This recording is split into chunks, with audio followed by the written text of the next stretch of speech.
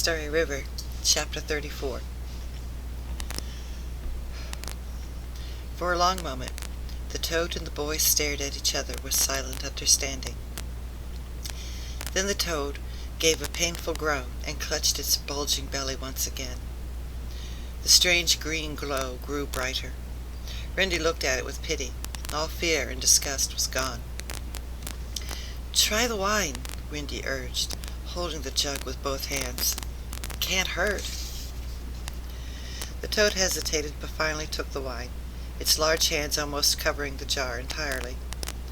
With a swift motion, the toad raised and turned the jug upside down, above its head. The jug emptied quickly, the wine pouring like a waterfall into a waiting black half-circle of the toad's open mouth. The toad's eyes closed, looking like two enormous loganberries slit with black lines, as it swallowed with a satisfied gulp. The toad dropped the jug into the ground with a soft thud. "Do you feel any better?" Rindy asked. The toad's eyes reopened and looked at Rindy as if dazed. The light from the toad's belly dimmed slightly as it gurgled a churning noise, much like the bubbling of soup. Are you all right?" Rindy asked, alarmed. The wine seemed to be having an unusual effect on the toad. It was swaying slightly from side to side, its arms no longer clutching its stomach, but hanging limply. Its eyes bulged as if they were going to explode. Then, as Rindy stirred in horror, the toad's mouth expanded like an opening of a tunnel. The toad drew in a deep breath, and Rindy could feel the air around him being sucked away as it... The toad gave a belch that echoed across the hills, blowing Rindy's hair and making a cresting wave in the water. Rindy staggered as the air smelled of wine and wetness, pushed him backward. But, turning his head, he saw that it was not just air that the toad had expelled. Its enormous mouth widened, and something round and shiny fell to the earth. The glimmering ball rolled past Rindy's feet, and he could not look away from it. Was it a dragon's pearl? It was so white and perfectly round, revolving on the ground like a bamboo yo-yo on a string. With every turn, it grew larger and larger, bigger than any dragon's pearl Rindy had ever heard of. And it also grew brighter as the soft grass rubbed off any time the slime. It also grew brighter as the soft grass rubbed off any slime from the toad, and it began to gleam as if it were lit from within. When the ball finally stopped rolling, it was taller than Master Chow, and the most beautiful thing Rindy had ever seen. Smoother than the finest jade, more luminous than the finest pearl. It was radiant. It shone with the pure light that illuminated everything with a silver shimmering frost. Rindy could scarcely breathe. "The moon," he whispered. It could not be anything else. The toad has burped up the moon, Rindy thought in a daze. He turned to look at the toad. It was gone. Chapter 35. Where had the toad been? A person was stretched on the ground, or where the toad had been, a person was stretched on the ground. But it was not a woman, not the moon lady, but a man. He was a young man, and completely naked, the tall grass bending over him like sheltering caress. "Hello?" Rindy said, just as he had when he entered the cave. The man turned his head and looked at Rindy. As if weighed down by air, he slowly sat up and rubbed his face with his hands. Then he stared at his hands, as if mesmerized. The light of the moon made his face clearly visible, and it was strangely familiar. Where had Rindy seen those eyes before? That mouth, the forehead. "Chiming?" Rindy asked in a voice that was barely above a whisper. The man's eyes jerked back to Rindy and his face flashed a grin. There was no doubt now. That was Pei's smile. This man had to be her brother. He had to be Jiming. The man started to laugh, a sound of pure joy and gratitude. He threw up both his arms and sprang into the air with such a great leap that Rendy suspected not everything about him being a toad had left him. "I am Jiming!" the man whooped, and he began to run and leap like a horse feeling freedom for the first time. The moon bathed his naked figure in the light as his fingers reached to the stars, his hair streaming. "I'm not a toad!" he hollered triumphant. "I am Jiming!" Rendy couldn't help laughing. He fell to the ground, spasms of laughter, clenching his stomach, and as he felt his bag underneath him. He had clothes, Rendy remembered, and he had food. "Jiming! Jiming!" Rendy called as the man's dance in the night slowed. "Do you want some pants?" The pants did not fit very well, barely falling below Jiming's knees, but Jiming cheerfully squeezed into them, removing the drawstring completely. He sat down in the grass across from Rendy, accepting the cold rice balls he offered. The moon enveloped them in its soft, tranquil light. "So who are you?" Jiming asked, "other than a boy who brings wine to toads in the night?" "I'm Rendy. I'm the chore boy at your father's inn," Rendy said. Jiming stiffened, and Rendy hurried on. "But what happened to you? Where have you been? How did you become a toad?"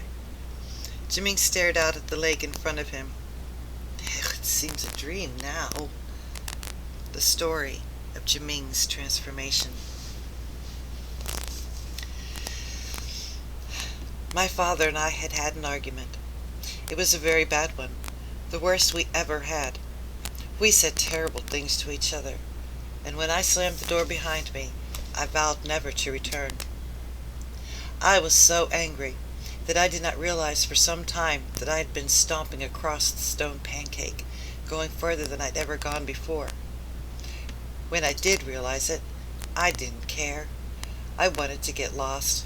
I wanted to never be able to find my way back to the inn or my father ever again. And when I crossed that stone plain, I barely saw the bridge over the lake, and I definitely did not see the figure crossing it while reading a book. I stormed into the bridge, violently colliding with the person. He and his bag were knocked to the ground, and his book flew into the water. Excuse me, sorry. And his book flew into the water, causing a splash so great that I felt the water splatter on my face. It was old Mr. Shan, and he jumped up and looked over the edge of the bridge with the noise of despair. He swung back toward me, his black eyes flashing. "Jiming," Mr. Shan said, "if you aren't careful, your anger will burn you up inside." I grunted an apology, continued my outraged march, but his words began to repeat over and over again with my stamping feet. "Your anger will burn, your anger will burn." And then my anger was burning inside.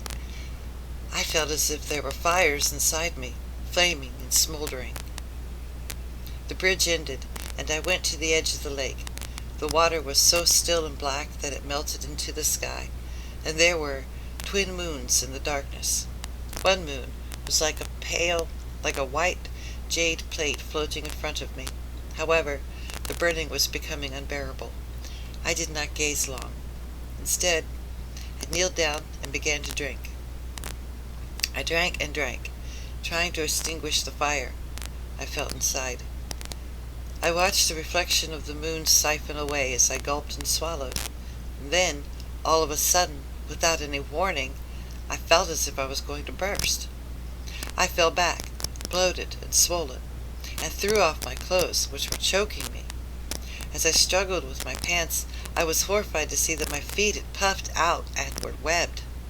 My skin on my arms and legs had become thick and rough and spotted. But the worst was my stomach. It was grotesquely bulging, growing, and it ached, a pressing pain that left me gasping. I crawled back to the lake's edge and recoiled at what I saw. My ballooned stomach cast a light for me to see that I had become a monstrous toad. I shrank back, afraid of my own image. The pain in my stomach, as well as my huge size, forced me to move slowly, but I pulled myself away, trying to get as far from my reflection as possible. Finally, I found myself in a tunnel like a cave in a hill, and there I stayed. In my new toad shape, daylight, sun, and heat were agonizing, and my new home was cool and dark. Not that I was ever comfortable. During the day, the pain in my stomach was a tender, dull ache, but as night fell, it would begin to throb and grow, and I could only moan and cry in helpless, agonizing pain. And that's how I lived until you came. You must have swallowed the moon when you drank from the lake. I wonder why it turned you into a toad, Rindy said. He thought about Madame Chang's story. Was the moon a pill of immortality too? Anyway, that's why I heard those groans at night. It was me, Jiming said with a wry expression on his face. I was miserable. Every night I wished I had never left home. Well, now you can go back, Rindy said, grinning. Jiming hesitated, his eyes cast downward. I don't know, Jiming said in a low voice. What do you mean? Rindy asked, astounded. Everyone wants you to come back. Your father and Widow Chan aren't fighting anymore. Did you know? You can marry Mei Lan now. Jiming's face flushed at the mention of Mei Lan's name. Maybe Mei Lan can meet me here, Jiming said. You could give her a message, and we can go away somewhere. Go away somewhere? But you want to go home, Rindy said, remembering the truth in the toad's eyes. He almost stood up in dismay. What about Paye? What about your father? What about you? It's not that simple, Jiming said. I can't. I can't just forgive everything and go back home. But that's what you want, Rindy said in disbelief. If you don't forgive your father, you're the one who suffers. And Rindy fell silent, an uncomfortable realization coming over him. He was glad when Jiming responded. Maybe you're right, Jiming said, and he looked over at the moon. It was shining, perfect pearl, in the silk darkness of the night. And I suppose the village of Clear Sky wants its moon back too. Chapter 36. It looks like trying to lift a mountain, Jiming said, gasping. Both Rindy and Jiming had been straining every muscle to lift the moon, but it stayed rooted firmly to the ground. The moon was incredibly heavy. Jiming glanced at the flat stone plain in the distance with a crooked smile. It can't be possible to move, though. It can't be impossible to move, though. Rindy shrugged. Jiming was now fully dressed in his own clothes. They had found them after a quick search by the lake, and after shaking out a few frogs and crickets, saw that they were none the worse for wear. Straining and pushing the moon, Jiming reminded Rindy of Master Chow on the day he had arrived at the village of Clear Sky, when they moved that gang of wine. Jiming reminded Rindy of Master Chow on that day he had arrived. Oh, okay. Jiming, I know how we can move the moon, Rindy said. We have to roll it.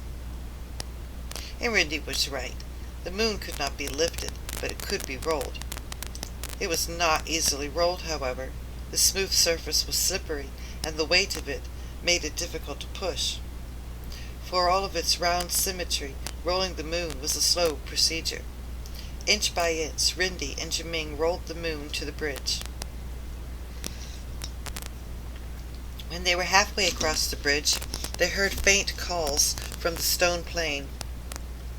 "Randy!" The voices were calling. "Randy!" That's Pay's voice, Randy thought, and Madam Chane's, and Widow Yan's. They must have been worried and gone looking for him, Randy realized. He looked at the figures standing by the tall tree, their lanterns dropping as they gazed toward him.